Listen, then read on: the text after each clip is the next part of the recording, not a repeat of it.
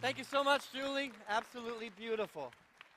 What a wonderful premise on the eve of Thanksgiving. What if everything in your life was for you? What if every circumstance, good, bad, or otherwise, was for your highest and best good? The only thing that needs to change for that kind of attitude is a switch in your mind. The way that you were looking, the way that you were receiving life. You are the controller, the destiny, the director of your life. And if everything in your life is for you, and you can get so clear about that foundationally, guess what? Heaven on earth is absolutely yours. How many people here are excited about getting to see family for Thanksgiving? How many people here are not so excited about seeing family for Thanksgiving? What if every part of the experience that is before you was for your highest good, and that you walked into that arena, good, bad, or otherwise, with the idea something magical and miraculous is going to happen for me in the midst of this family experience?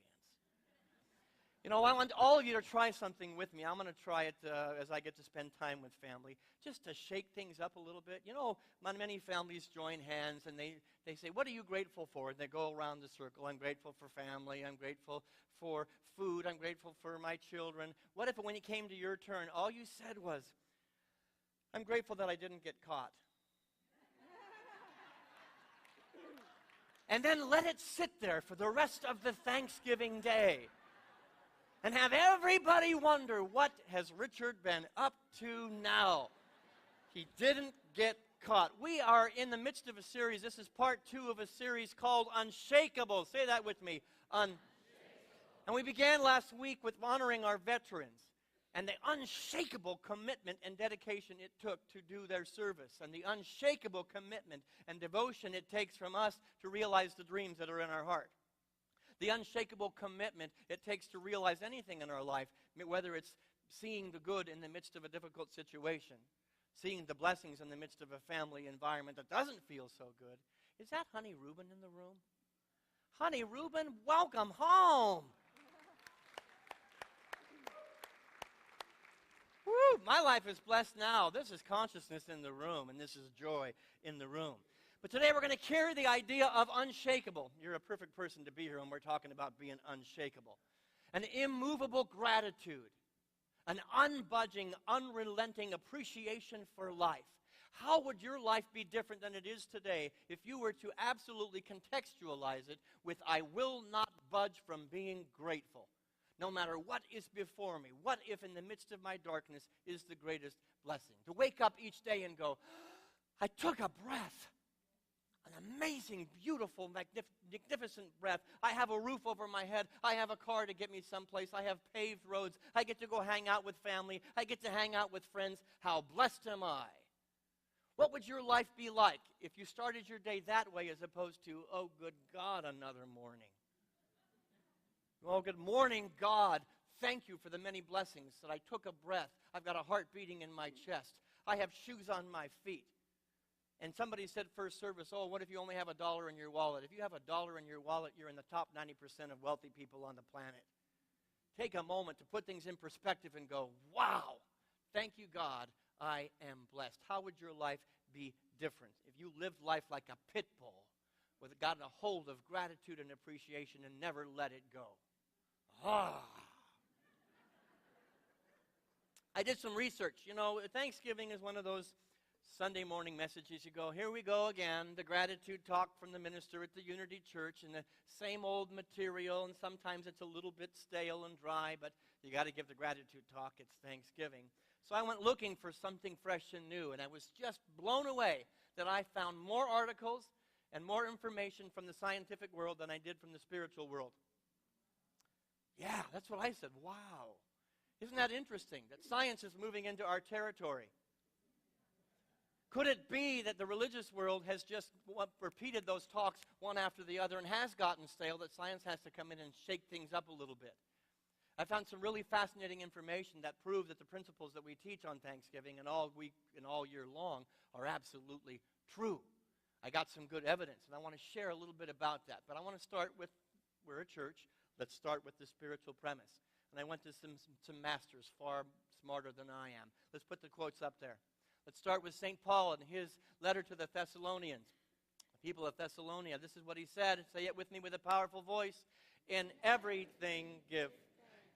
He didn't say in some things or when things are going well or when things are great and you're happy. He said in everything give thanks. In every relationship, every circumstance, every condition of your life, there is something to be grateful for. Sometimes we have to turn our attention. Sometimes we have to turn our focus, but it is absolutely there. And if you're a pit bull with gratitude, you're going to find it. You're going to find it. And there may be plenty of evidence to the contrary. There is evidence of what you can be grateful for, that your life is blessed. I'm asking you the question on this Thanksgiving, what is the evidence you're looking for? We are evidence gatherers, and the human ego is an evidence gatherer. I'm saying gather what is positive, holy, sacred, beautiful, and magnificent about your life in everything. Let's read what the Buddha had to say. Together, gratitude is one of the sweetest shortcuts to finding peace of mind and happiness. If you don't have peace of mind, go thank somebody.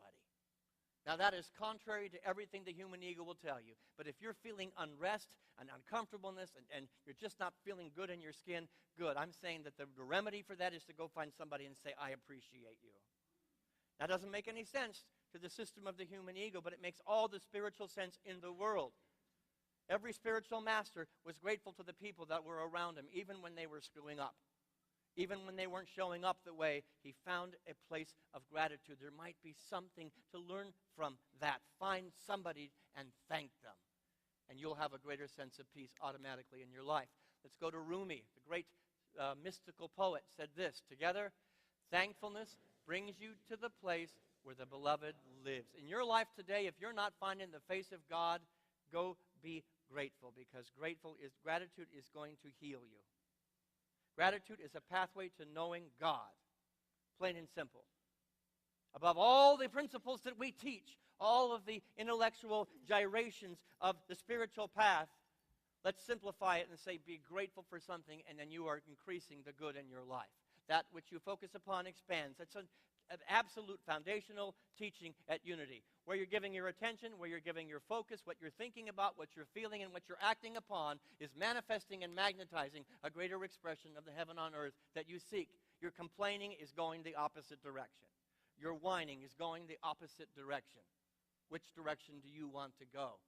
Rumi clearly says thankfulness is going to bring you to the throne of the heavenly experience, the face of God. Let's put two more quotes up there together. I do want to give respect to Charles Fillmore, our co-founder. He and Myrtle are the reason that we are here today. Let's read what he had to say about it. Together, you can praise a weak body into strength, a fearful heart into peace and trust, shattered nerves into peace and power, a failing business into prosperity and success, want and insufficiency into supply and support. Stop whining and let gratitude heal.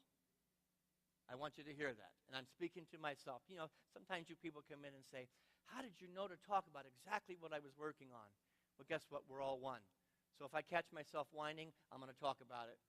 And we're going to have the same experience. There's a call for me and a call for you to raise the vibration, to raise the frequency, and go to a place where I'm finding the good, like a pit bull, with dogged determination, because that gratitude will heal everything in your life. It will heal your finances. It will heal your relationships. It will heal any tension that's on the inside, and it will heal your bank account, believe it or not.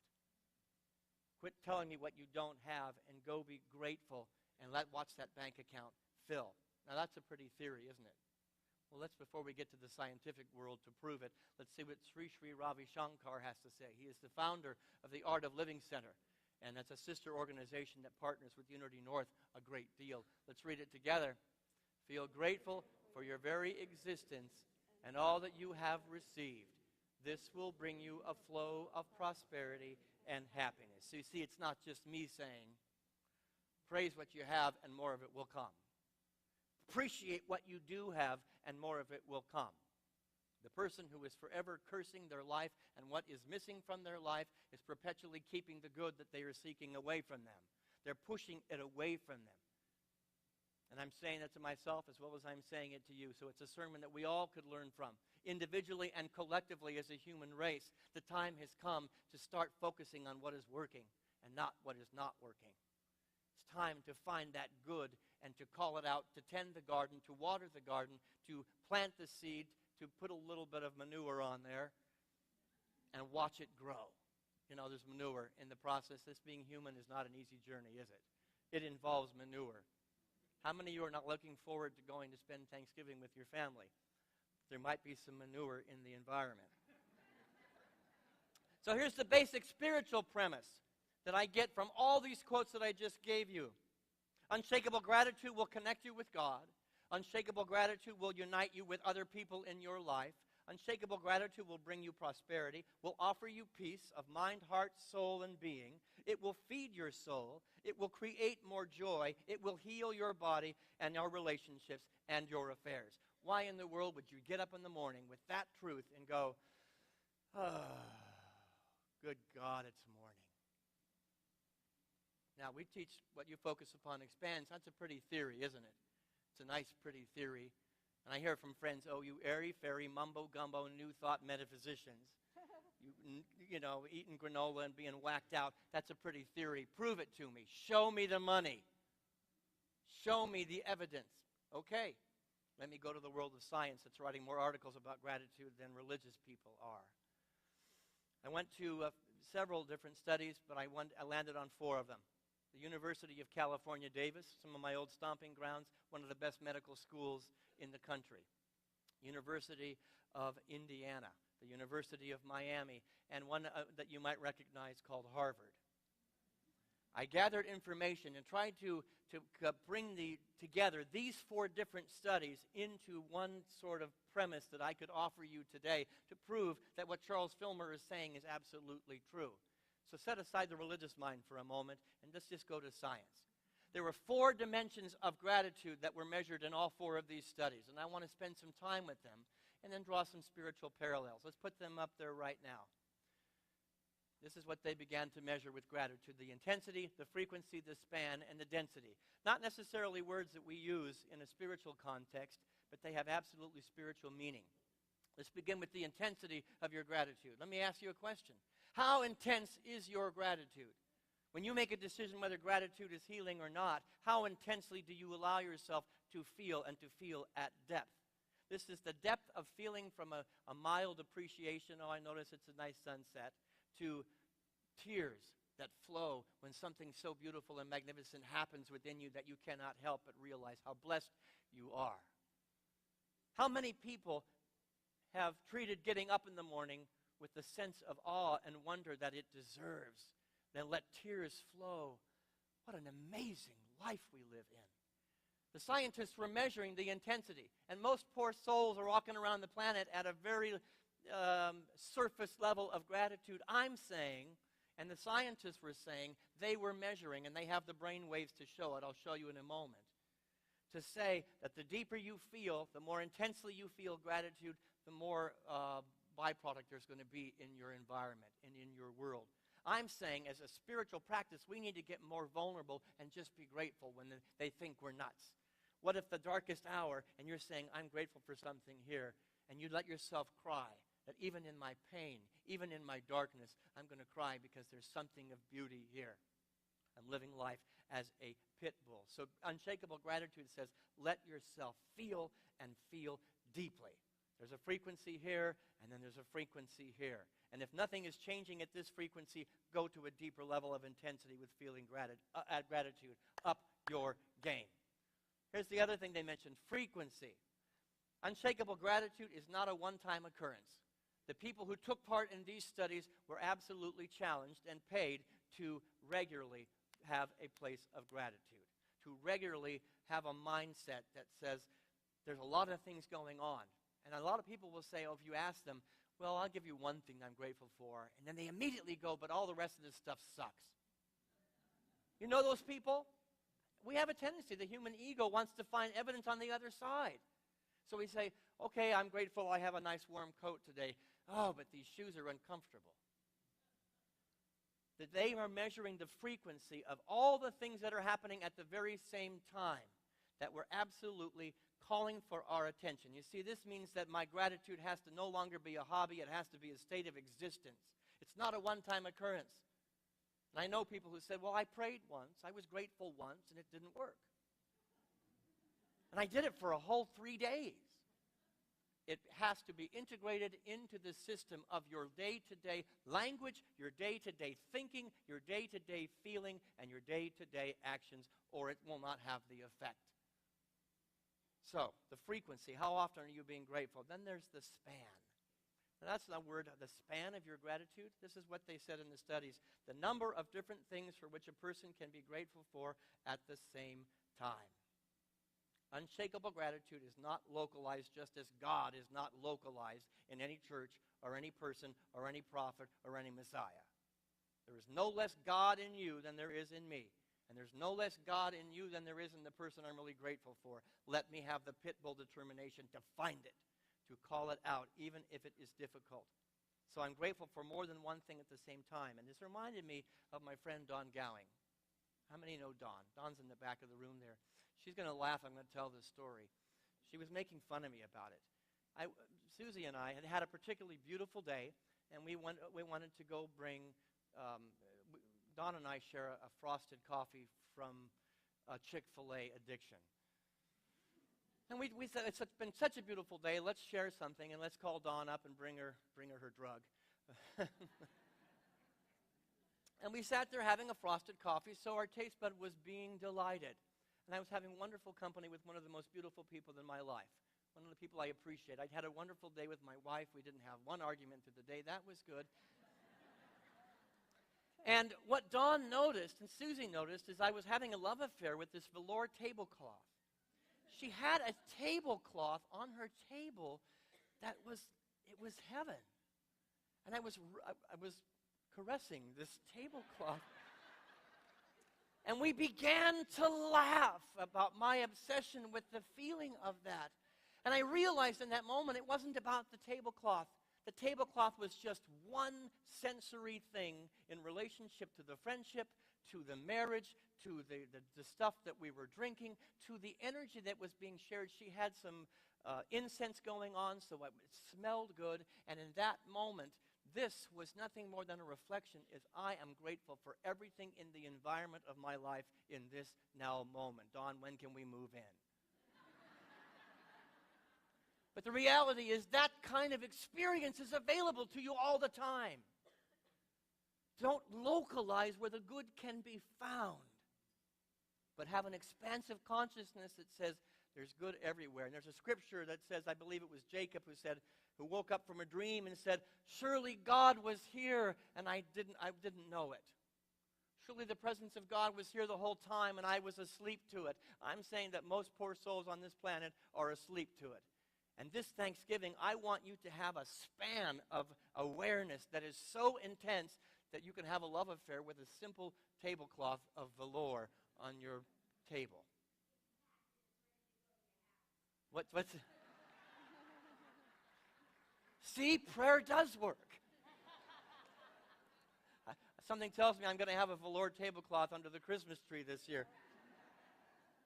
Then there's the density. Density is not a word that we use much in the Unity churches unless we're describing people who think differently than we are. Yeah, I notice. But let's talk about what density means. How many people have ever on Thanksgiving Day sat at the meal and had that meal and just before you put the food into your mouth had an awareness of all the people that were connected to that food getting to your table? I'm talking about the man who planted it in the ground, the woman who tended the garden, the person who picked it. And I come from California, and my very best friends were the people that were picking that garden. And I don't get too political, but let me tell you, the immigrants of this country are rich. And I will never turn an immigrant away from my house.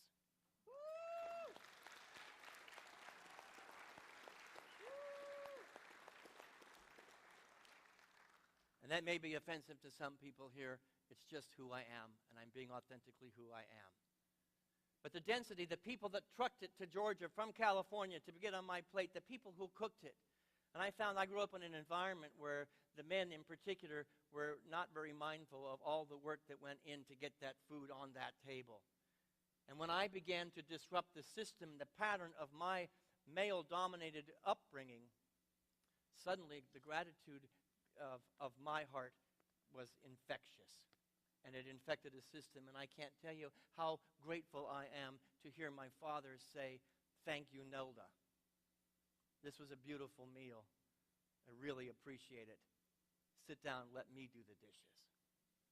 Gratitude infects the environment. But there's a density, and so they were measuring the intensity, how deeply these people felt, how frequently they were in a state of gratitude, how expansive their awareness was and their consciousness, and how they could hold at the same time the awareness that we're intrinsically linked. This is what the scientists were measuring, not the spiritual people. Here's what they asked the participants to do. One, it's not going to be new to you because we do it every year at Thanksgiving. Keep a gratitude journal once a day. Duh, we do that, right?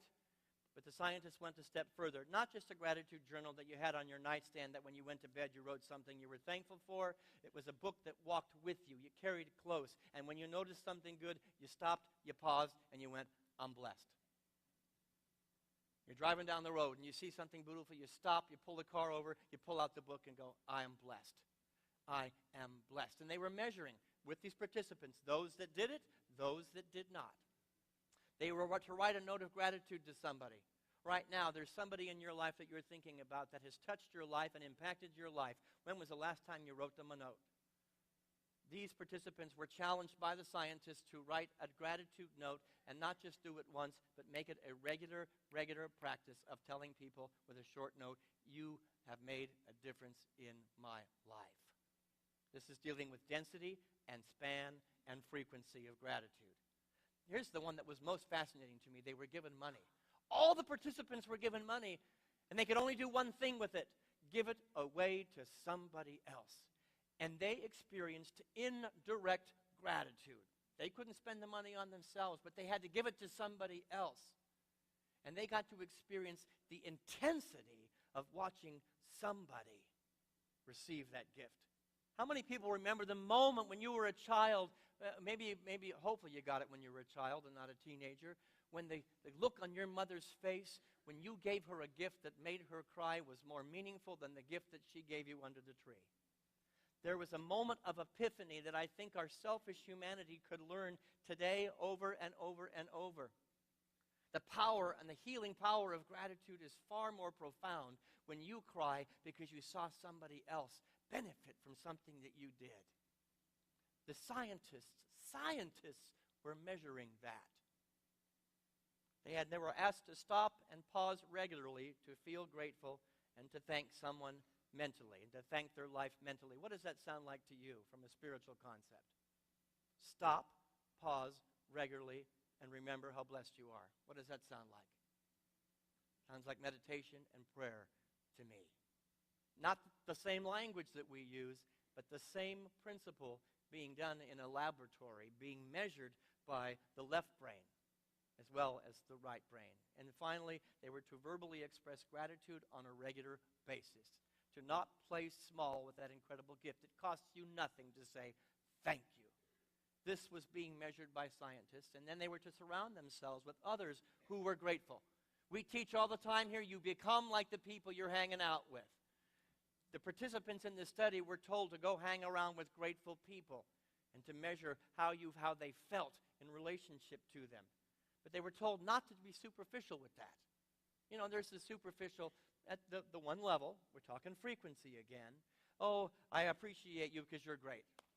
They're saying, no, the scientists said get specific about it. You are great because you show up this way, and you do this, and you do that, and that's why I so much appreciate you. Get to the nitty-gritty details of why you are grateful. That's how powerful gratitude is. It's not something to just throw out there. It's something to live in, to digest that meal, and to eat every morsel of that banquet table. Then the greater effects, the frequency, the intensity is coming from a deeper place. And then they began to measure what the effects of these people were doing. What do you think they found? Take Charles Fillmore out of the equation for a minute. Researchers found that on average, the stronger the feelings of gratitude, let's go ahead and put the picture of the brain, although I think my words are a little too small for you to read up there, unless your eyes are better than mine. The stronger the feelings, the intensity, the span, and the density of the gratitude that the participant felt, the more neurons that were firing in two areas of the brain, the parietal and the occipital regions of the brain, which deal exactly with how we perceive the world. Electricity was happening. Neurons were firing that had been dormant, all of a sudden began to pop. And the more grateful the people were, the more there was activity in those particular areas of the brain, dealing with how you see life, how you hear life, how you experience life. Charles Fillmore said, change your thinking, change your life. I believe science is saying absolutely the same thing. Did anything change? We can ask the question, did anything change out here, or did I perceive it differently? I was rewiring my brain and retraining my physiology in order to see the world in a more positive way, in a more beautiful way, in a more loving way. That's not a minister saying that. That is a scientist saying that. I think that's pretty amazing. When you change your mindset to a great place of gratitude and appreciation, you are changing brain function. And when you change brain function, you are changing your experience of life. But it gets better. Participants also reported feeling months after the study was done, 10 times more gratitude. That 10 times is mine. That was not the scientific term. 10 times more than the control group, the longevity of that gratitude. The life changed, and they were living in that life 2 months after the study, 3 months after the study had stopped. And they measured that with, again, they went back to the brain.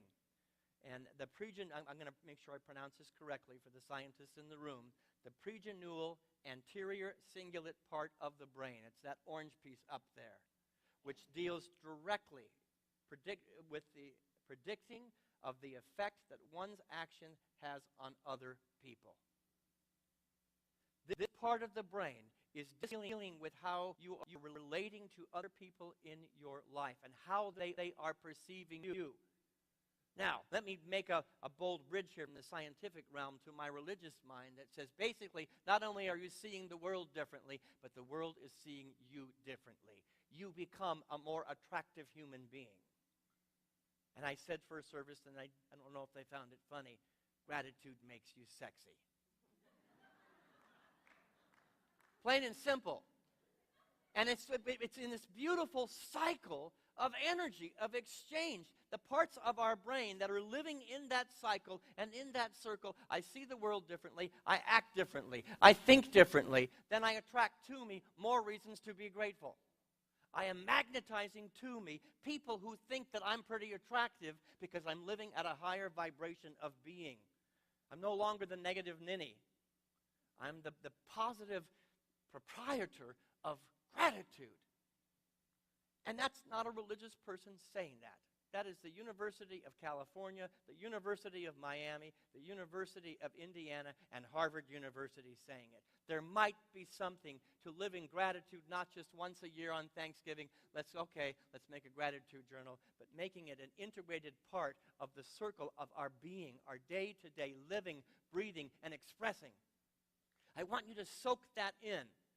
Thanksgiving is not just a simple little throwaway holiday. It's my favorite holiday of all. But science is telling us gratitude needs to be something that is a holiday every single morning you wake up, every single night when you go to bed, and every step in between. Live in the sexy energy of Thanksgiving. How does that feel to you? Does it feel good? How many of you are willing? Go ahead. I accept applause. Thank you. Here's what their conclusions were. I've been giving you my words, and I'm going to have somebody come up here in a moment. Here's what the scientists found, the people that were leading the studies. Gratitude creates more and better relationships. Gratitude improves physical and psychological health. Gratitude enhances empathy, reduces aggression, and improves your self-esteem. Gratitude increases mental strength, the ability to persevere, and creates much better sleep. They didn't write that makes you sexy, but I'm going to add that to my list. At my age, I need anything I can get my hands on. I want this for you. I want this for everybody sitting here today.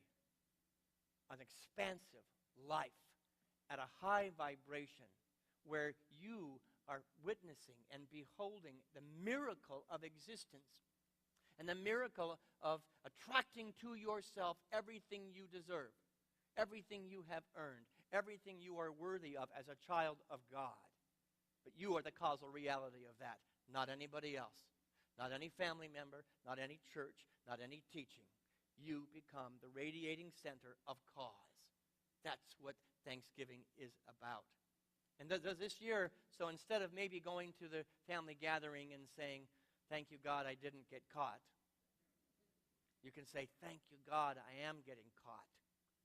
Thank God everybody in my family is catching the infection of this powerful thing called gratitude. Thank you, God, I am getting caught at being a positively focused, grateful human being. And thank God I'm impacting the world and I'm adding to the upward movement as opposed to the downward movement. Let me be an up button on the elevator and not a down one. I'm going to leave you with a final quote before I bring somebody up here to speak to you. It's from Patch Adams, who was one of my heroes, Dr. Patch Adams. You all know Patch Adams. There's a movie made about him. Yeah, he doesn't look like Robin Williams. This is what he had to say, and this is my dream, my hope, and my greatest prayer for everybody in this room today. Let's read it together. At the age of 18, I made up my mind to never have another bad day in my life. I dove into an endless sea of gratitude from which I've never emerged. Did Patch Adams have bad days? Sure he did. Just like Julie's song. What if the darkest moment is my greatest blessing? Patch Adams created joy wherever he went, even in hospital rooms when children were dying. Even when parents were in hell saying goodbye to their children, he created joy. I'm saying we have that same ability because we're not defined by the human experience. We are just defined by the way that we are wiring what's between these two ears. And let me tell you, the impact of how you walk this earth will live long after you've passed. Patch Adams has passed. But the legacy of that man's vision and dream and attitude lives on. I'm saying, let's live in the legacy to great-grandchildren that are remembering you, saying, Carrie, I never met her, but boy, am I impacted by the way she showed up. I'm going to invite somebody up here now to speak to you who is a member of this congregation, who I have been so blessed to get to know. She demonstrates everything that I've talked about. Not in a scientific laboratory, not in a church, but in the unusual arena of a boxing ring. We have a member of this community that is one step away from being an Olympic athlete. And she's about to go on in 2 more weeks, I believe, the final hurdle to become a representation. And she's also a veteran. I hoped she could be here last week to share her story. She served this country well and is about to serve this country as an athlete. Now, I told her, I told Rhea, I said, this is kind of a hard, difficult subject for a minister to talk about boxing. But what's underneath her skill as a boxer is a dreamer's heart. A grateful heart who has been through hell and back, and she might share a little bit of that, who never gave up on making up her mind that I will be grateful for everything that's happening in my life. And I believe that her being that close to her Olympic dreams is as much a testimony to her consciousness as it is her skill. And I want you to meet her. And so I would like to invite Rhea Lewis to come forward. We call her Rhea Smalls because she is tiny. She doesn't look like a typical boxer, but let me tell you, I don't want to be in the ring with this woman. I've seen her box. Will you please welcome a dreamer extraordinaire and a grateful heart, Rhea Lewis. Hello? Yeah, you're on. You want to sit here? They're all yours. All right. So, I'm just going to read here. My current dream or goal right now is to become an Olympic boxer. Upon returning home from Afghanistan in 2013, I had a real hard time adjusting to regular life. It wasn't too long before that I hit rock bottom. I lost everything. However, I wasn't sad, upset, hurt, or angry. I can honestly say I was truly grateful. I knew that working at a 9 to 5 job I dreaded was not living life. Continuously living paycheck to paycheck with anxiety through the roof, there was no way this was living life. This was the start to chasing my dream. I specifically remember when I told my friends that I was going to be a pro boxer. They all laughed in my face, literally. I knew from that moment on I was going to be a pro boxer and I was the greatest of all time. This was just the beginning. One of the first things I've learned on this journey is sacrifice. I knew that sacrifice was the surrender or destruction of something prized or desirable for the sake of something considered as having a higher or more pressing claim. I knew in order to do things I have never done that I could not do what I was doing. The challenge in life is you can have more than you have because you can become more than you are. On the flip side, unless you change how you are, you will always keep what you have. I have sacrificed family, friends, relationships, vacations, birthdays, holidays, jobs, but most importantly, food. I knew that keeping any negativity in my life would only drag me down and take me back to where I was. This is when I realized there was more to boxing and life than just being physically fit. I knew that I needed to be as mentally fit as I was physically fit. I changed my eating habits and workout routines, gave up weekends with friends, and replaced it with time at the gym. That still wasn't enough. There was more. It wasn't until the end of 2017 that I realized my mental game was the most important part of this journey. Not just boxing journey, but this journey we call life. Sometimes you must hurt in order to know, fall in order to grow, lose in order to gain. But no matter the situation I find myself in, I have always been so grateful for every life experience. It has made me the person that I am today, and I would not change a thing. I truly believe that you never lose in life as long as you are learning. Everything in life happens for a reason. No matter how crazy, bad, horrific, or ecstatic the situation may seem, there is always something to have been learned or gained. I will always be grateful for the situations I didn't understand then. It allowed me to open my eyes to other opportunities that may arise.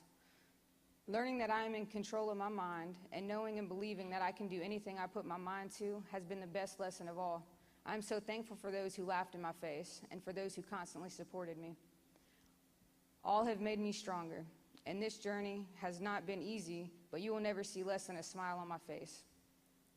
Earl Nightingale explained it best in The Strangest Secret. He said, "It doesn't matter how you're going to achieve your goal. Leave that completely to a power greater than yourself. All you have to do is know where you are going. The answers will come to you at your own accord and right time." Les Brown says, "When you want something in life, don't worry about how you're going to get it. How is none of your business. Just hold the vision." I know this to be true, for this has occurred in my life and is continuing to occur. All I know is I am more than happy, and I will never allow anyone to take away my happiness. Once this goal is achieved, I plan on becoming a motivational speaker and a mentor for people who seek to achieve their dreams, or for troubled kids to let them know how beautiful life is. Life is as simple as you make it. If you think it, you can achieve it. If you believe it, you can become it. And I trained myself, but it wasn't until I changed my mindset and my habits. And since then, it has changed myself and my life, and for this, I have been more than grateful.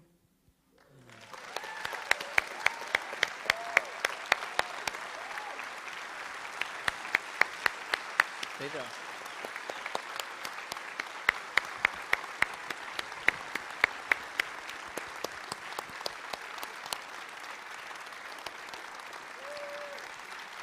Please stay standing. What Rhea talks about and has done and demonstrated is she rewired the neurons in her brain.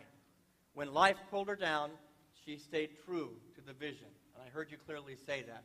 And I'm asking you to buy into her vision today.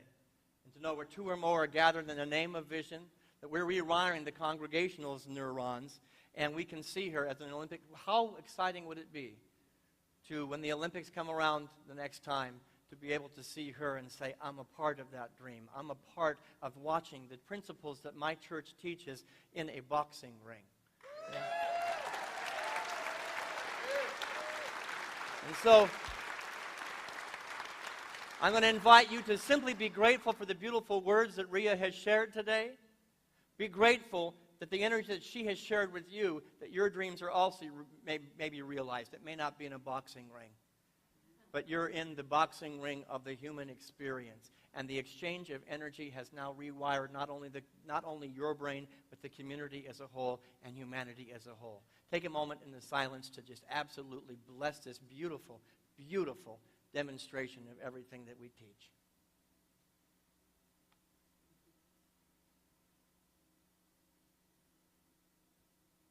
In the mind of God, it is complete. It is done. We are grateful. Fly like a butterfly and sting like a bee. Thank you. If you don't know Rhea, get to know her. She is one of the most beautiful. When she comes to visit me in my office, it's some of the most profound dialogues that I have. And it's not just because I'm afraid of her. We're going to take that truth into meditation.